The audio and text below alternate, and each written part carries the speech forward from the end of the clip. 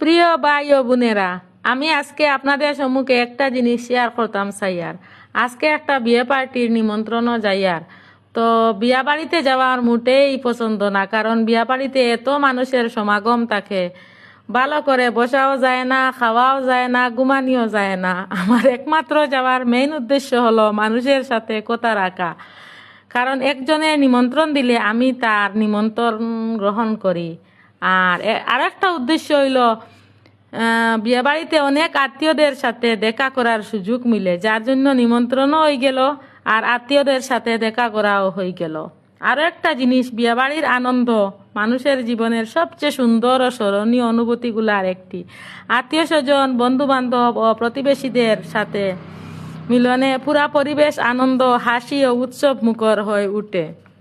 ছবি তোলা, গল্প করা, একসাথে সময় কাটানো মানুষের মনে দীর্ঘ মিলনের সুন্দর স্মৃতি হয়ে থাকে। সেই জন্য আমার বিয়ে বাড়িতে যাওয়া।